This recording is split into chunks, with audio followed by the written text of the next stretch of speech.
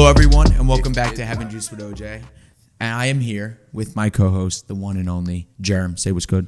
What's happening, everybody? How we doing? How was your weekend, Jerm? I mean, there was a couple good games that just happened.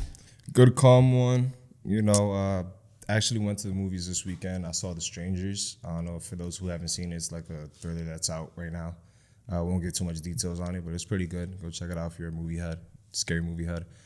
In terms of basketball, we had the end of the second round. We had some surprises in both conferences. We had the Pacers coming out, which, I mean, towards the end of the series wasn't really a surprise with how banged up the Knicks were. But Denver, after winning 3 straight and kind of packing up the series, and me myself, I was kind of all in on Denver being done with that series. They dropped the next 2 to Minnesota, and Minnesota is now in the conference finals against Dallas, who also took care of business against OKC. And now we're in the conference finals. We're getting there. It's NBA semifinals. We got Pacers, Celtics in the East, and we got we got Minnesota and Dallas in the West. Mm-hmm. So I'm looking forward to it. How about you? Yeah, I mean, I did say everyone to look into the Timberwolves, even though, yes, I was riding Nuggets because that was my pick all year long. But the Timberwolves just caught the hot hand at the end, and that value bet that I had for plus 440, definitely looking upwards right now versus the Mavericks. Still going to be a tough series for them, but we're just going to go back and just recap the games that happened and what happened in those games, which we're starting off with just the Pacers-Knicks game. Pacers kind of blew them out by 21 points. Yeah, everybody was down with injuries. I mean, Dante DiVincenzo is the only healthy one that looked out there, dropping 39 points.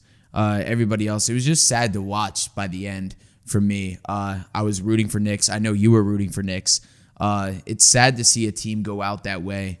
And what are your feelings about the injury bug that they got? Well, I mean, to backtrack a little bit, I don't think it wasn't as sad as I think people make it out to be. The Pacers, they did shoot 76% in a half. And that's the best performance by a team in a half in the last 25 years. And if they would have kept up that pace, they would have been the first team since like the 50s, 60s to put a mark up that high. So the Pacers came out there firing on all cylinders in Game 7, which I had a feeling, we kind of discussed last week about how, if the Knicks weren't able to close out this series in Game 6, and if it went to Game 7, it would be very difficult, even on their home court, with how banged up they were. And we see, it went the tolls taken on that team went to a completely new level, as we see Jalen Brunson now has a fractured hand.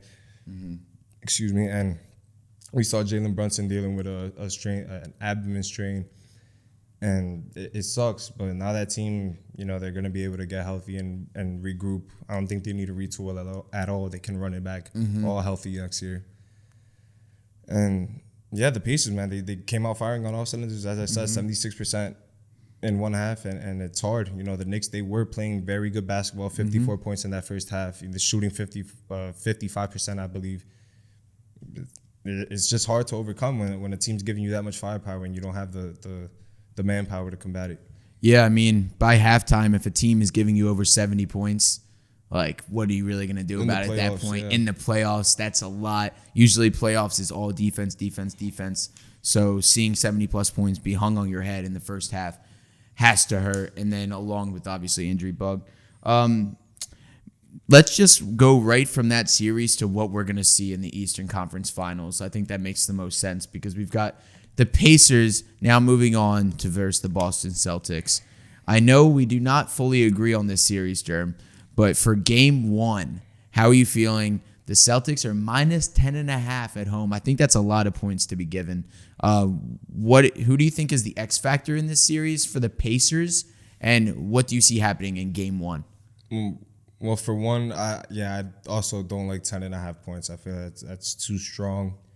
This is the conference finals. These are the 4 best teams left in the association, and I think the X factor for this series for the Pacers is going to be Pascal Siakam.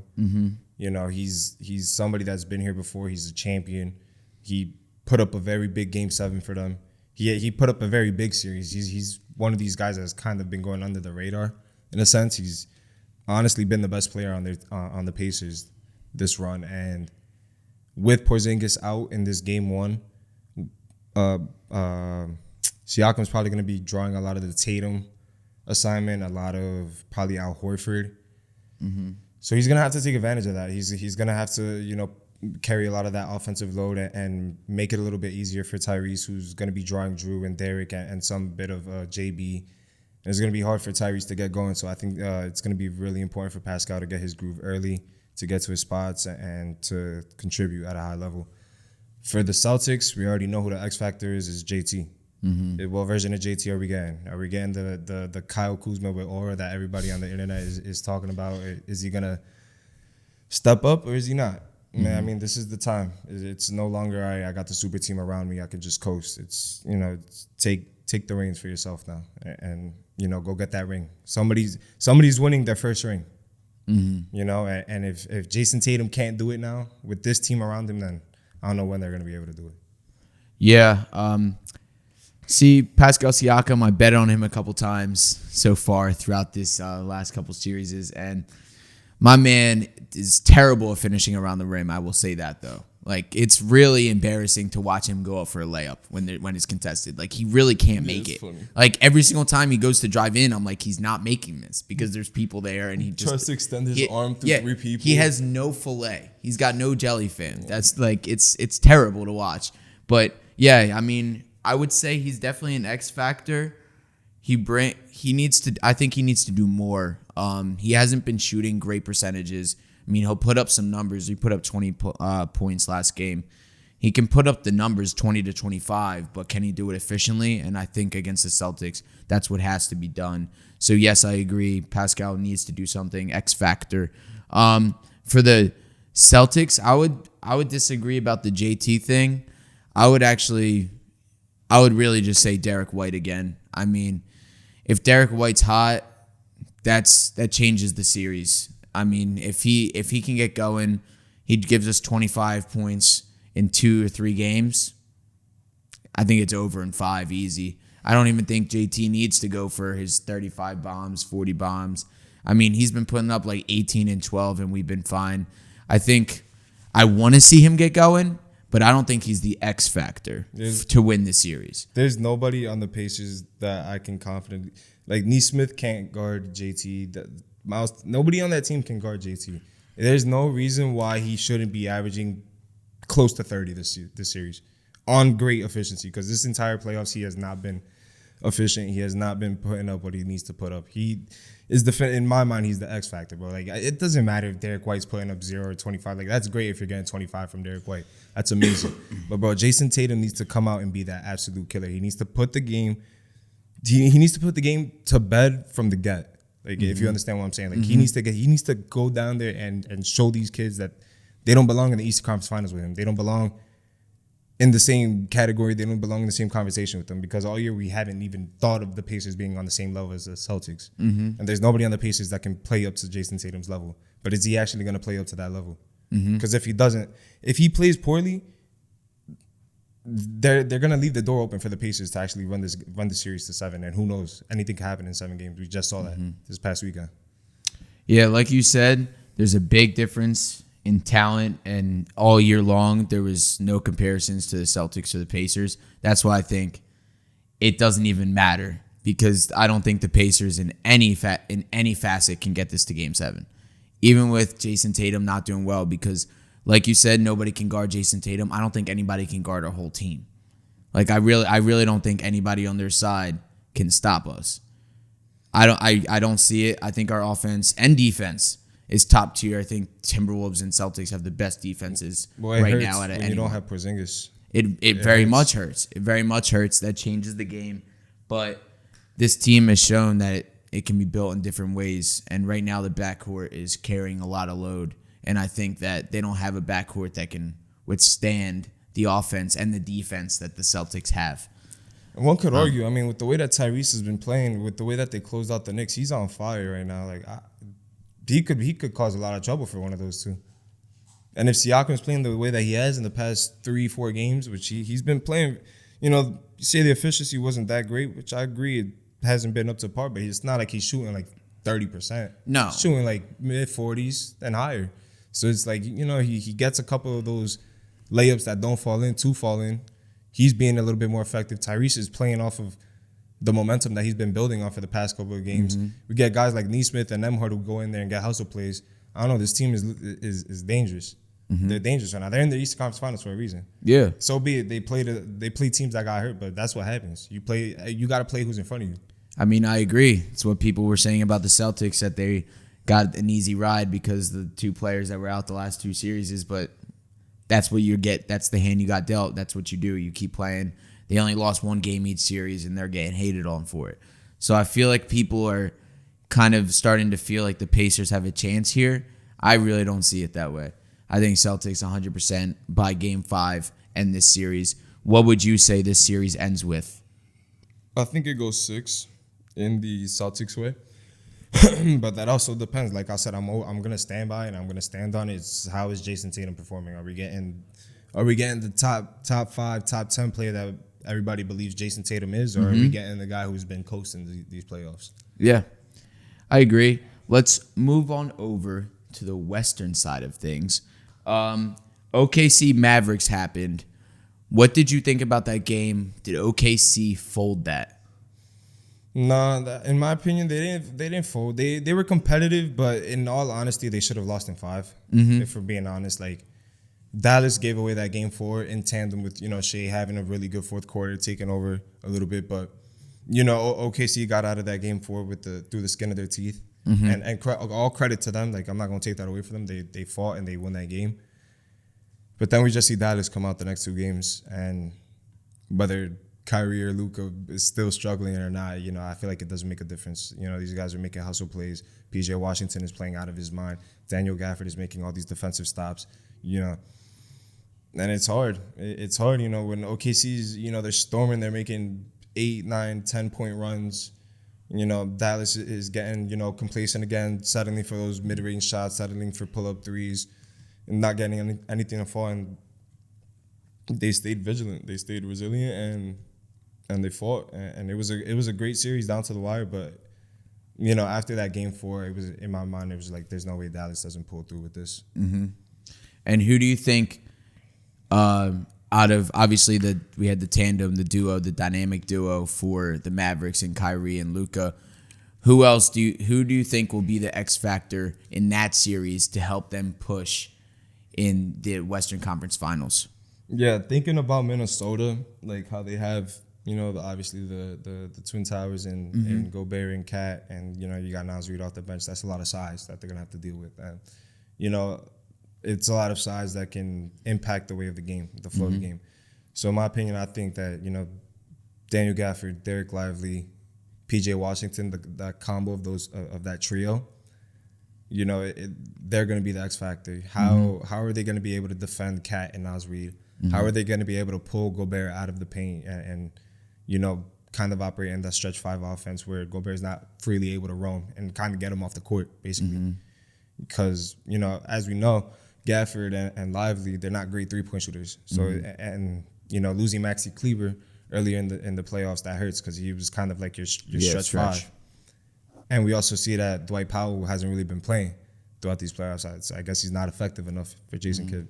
But, that in my mind, that's going to determine a lot of what Dallas is going to be able to do on offense and how Minnesota responds on defense. You know what I'm saying? Like, if Dallas is able to stretch 5, shoot those threes, and space the floor open, that's going to create a lot for Kyrie and Luka.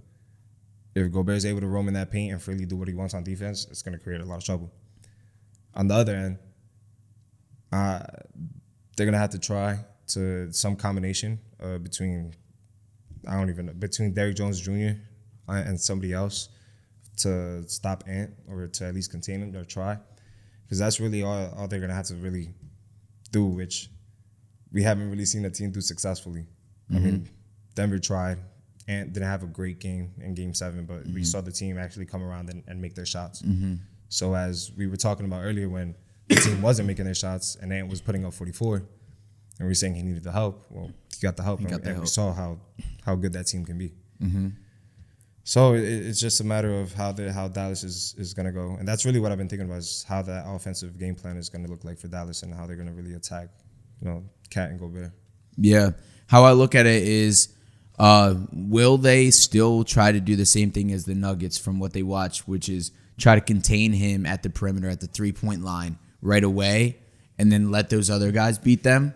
Because we got shown in this series that it was possible, which was kind of made it more scary, I think, going in for the Mavs, is only because Anthony Edwards had those two amazing games himself, right? Where they kind of like shied off him and like restricted the other players.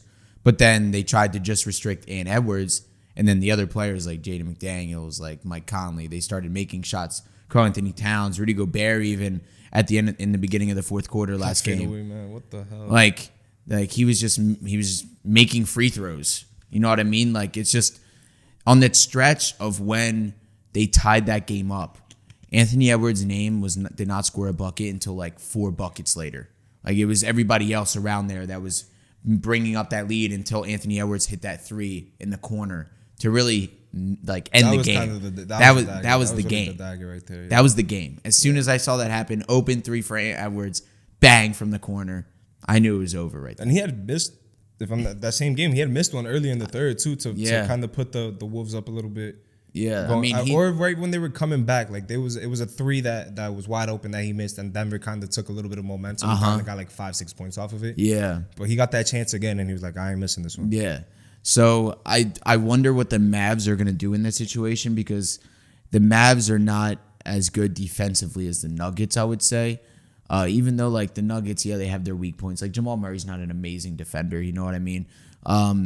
So I don't know what they can do against this Timberwolves offense, but I do know about that Mavericks offense. And that's what is going to be scary. Is Ant-Man going to be able to lock down Kyrie Irving? Not at all. I agree. Not at all. I like you saw earlier when I said, I was like, bro, like Kyrie and Luka are averaging 65 easily, like minimum. It doesn't matter if you put Jaden McDaniels on Luka or Kyrie, it doesn't matter. Like, Ant's a good defender, don't get me wrong. He's not up there yet, though. I don't think he's on that level of where he's stopping the other guy and then going and giving you 35 on the other end of the floor. Like, he's not on that level yet. So to ask him to try to guard Kyrie is going to be a big assignment for him. Excuse me, I'm like mad, like gassy. And yeah, like that's going to be a hard assignment in its own. So between Jaden McDaniels, Mike Conley's going to maybe draw that assignment on Kyrie a lot, maybe, and that's barbecue chicken every day of the week. And if Luka gets right, he's a walking 35-point triple-double. It's happened. It doesn't matter who it's against. He's doing that, and we know he's doing that. So, who do you think would draw that assignment for Luka? I see Jaden. I just see a lot of Jaden McDaniels. Same. I think Jaden McDaniels draws that assignment. It's gonna be. I think that those are 2 guys that are also gonna get chippy with each other, because we see Jaden McDaniels is a chirper. We saw him getting in Devin Booker's head in the first round. We saw him in the second round. He was still about his business, whether it was Aaron Gordon or Jokic, at the end of Game 7. So he's that type of guy. He's gonna try to get under your skin, and we've seen Luka, kind of get frustrated throughout these playoffs and kind of throw up shots and then look directly at the ref looking for calls or argue or this and that. So there's a chance that Jaden McDaniels could get under his skin and Luka can continue, having a little bit of subpar playoffs, because he's been doing well, but the efficiency isn't there. And this Timberwolves defense, which has been best in the league all year, they can be pesky. And if Luka's not getting it going, then that's going to be hard, because if he's not getting it going, it's going to be hard for him to open the game up for everybody else. But then that's when you have Kyrie. Yeah. And it's like, exactly. All right, if Jaden McDaniels is on Luka, or Mike Conley's going to be on Kyrie, and Kyrie's 9 times out of 10 cooking them. So they're going to pack a punch, and it's going to be hard to see. It's going to be good to see how Minnesota responds to that. Yeah, I mean, it's difficult when you've got 2 great perimeter defenders in Ant and Jaden. And then as soon as you get past them, you got to go to the Twin Towers and Cat and Rudy. So, and I mean, Naz Reid has been phenomenal in my opinion. So it's going to be tough. I think this is going to be a tough matchup. I think Kyrie averages over like 20. I think he averages 25 points per game. Luka, we need him to not be looking at the ref as much. I mean, that's been a problem. People have talked about it about Luka, that he complains too much, complains. But I mean, he still drops buckets. Don't get me wrong, he still drops buckets. But when you're looking at the ref that much and you're really hoping that he like helps you out in the game, that's going to cause problems when you've got a team like the Timberwolves where they kind of clown their opponents, like not in a like a disrespectful way, but like they're gonna play your game. They're gonna let you get mad. They're gonna try to get you mad. They're gonna, like you said, Jaden McDaniels, he's gonna be at his neck the entire time. Ant-Man's gonna be right on Kyrie's neck every time. Like Mike Conley, even Jokic said something about Mike Conley. He said he's the most underrated player in the NBA. I mean, when you watch Mike Conley play, you don't think it, but that man does his job and does it to a T. Plays solid basketball. Yeah, like he's always done that wherever he's been. Exactly. Utah, Memphis. Yeah. Here, like he's that type of guy that you want on a championship team. Exactly. So like this T-Wolves team 100% is scary for the Mavs to be versing. I mean, the Nuggets would have been just as scary for the Mavs, 100%. I think no matter what, the Mavs have drawn a pretty bad card here. I mean, and the last two series, I think they've had a tough time versing some very, very good teams. So they're just getting another tough team. What do you see this series going to? How many games? And who do you think who's the reason why they get to that point? Yeah, so I think, if Dallas is going to win this series, they're going to have to come out and punch. They're going to have to punch Minnesota. I think they're going to have to not only steal game one, they're going to have to steal game two. Mm-hmm. And they're going to have to be at a point where they're going to be on their home court and they're going to have to take one of those games and go up 3-1. So I think if we're Dallas, they're winning that. If they're going to win that series, I think it goes 6, maybe 5, if they really get hot. But I'm thinking if Dallas wins, it's going 6. If Minnesota wins, I think they're going to come out dominant defensively. They're gonna set the tone on that end of the floor. Ant's going to get his shots going, and whether they're falling or not, I think it's going to open the door for everybody else. Mm-hmm. Didn't really even talk about Cat, who had an amazing Game 7, who I believe is the reason why they were really in that Game 7. Yeah. Like the entire stretch of the way, like from start to finish, he was amazing. And, he came up big. He came up big for them at the end too, with that putback dunk. Where, if they miss that, who knows, maybe Denver goes down and hits a 3 and we're looking at a 3-4 point game with a minute left. But I think Minnesota, if they're gonna go out there and they're gonna win the series, they're gonna probably do it in 5. Yeah, so you're thinking it's a little bit of an early series. Yeah. I'm thinking opposite. I'm thinking this goes 6 or 7. I can see it going either way, but I'm gonna take the Timberwolves on this one. I love the Mavs. I love the duo. I don't know if the pieces around them are as good as the pieces on the Timberwolves right now. I think that the Timberwolves pieces are knowing their place to a T. I mean, you can say the same thing about the Mavs, but I think defensively is where it's going to get me. I think defense wins you series, and I think the Timberwolves are going to pull this one out in 6 or 7 games. If I had to put my life on one, I'm going to go 7. I think this is going to be a tough series for both. I think they're both going to win games on the road, and it's going to be difficult. So I see Timberwolves matching up against the Celtics, and the Celtics winning that series in 6. Yeah. I like Denver. I mean, I keep saying Denver, Dallas. I keep saying Denver. I like Dallas. Here. I like Luka.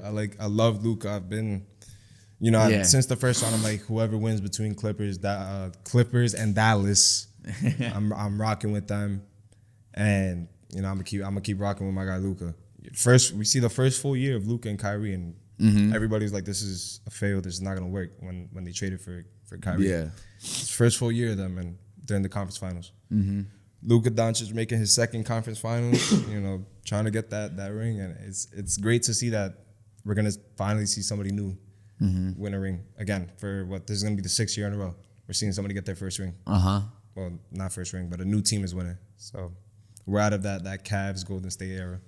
Yeah, thank goodness. Did you see that the only person who's in the top 15 most paid NBA player that's still in the playoffs is Rudy Gobert? Yep. There's literally legends, Hall of Famers all throughout that entire, everywhere. Everybody, Hall of Famer. And then you've got Rudy Gobert. Defensive player of the year. Don't get me wrong. But that is interesting. So you think the Mavs win this and then they do what? And then Luka gets his ring. I want Luka to get his ring. I think Luka gets his ring. I mean, I'm not going to say I don't want it. Like, I love Luka, and I love Kyrie. I'm a big Kyrie guy. And, like, Luka has been amazing. He's been playing professional basketball since he was 13 years old. Like, he's a dog.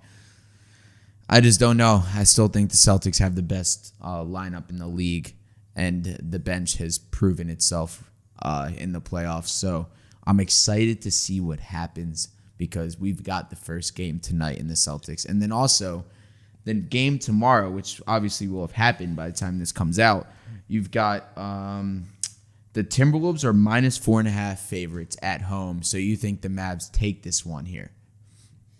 Yeah, I think Mavs come in and steal game one. I think they do. Also, it's very dependent on the status of Luka's knee. We saw it be very problemsome, pesky for him in the second round, in the first round as well. So he's got a little bit of extended rest, 5 days in between when they last played against the Thunder and game one against the Wolves. Hopefully that's enough time for him to get rested. Hopefully that's enough time for Kyrie to kind of reset. Hopefully that's enough time for PJ Washington to not go cold and for guys like Gafford and Lively to still keep up that intensity and that energy that they've been playing with throughout the entire series, throughout the entire playoffs. And even a guy like Jaden Hardy, like he's going to come off the bench and get maybe like close to 20 minutes a game or 15, 20 minutes a game. So can he be effective in those minutes when maybe both Kyrie and Luka are not on the floor, maybe or when one of them's off the floor? So that's going to be a big question. But I got a question for you. Who do you think is the best player left in the playoffs? This is a good one. Who is the best player in the playoffs, or who's going to have the best? No, who is playoffs? the best player in the playoffs remaining? Who is the best player? So we could do it like, all right, let's the best player on every team. All right, so best player on every team. Tyrese. Tyrese and Jason Tatum, obviously. And then I would have to go. Yeah, Luka Ant. 100%. Like, that's what I would say. But the thing is, honestly, in my head, I was thinking either Ant or Kyrie. Ant or Kyrie? Yeah. Like, if I'm thinking just best basketball player, that's like not just saying like who's going to have the best series. I'm just thinking best basketball player that I can watch.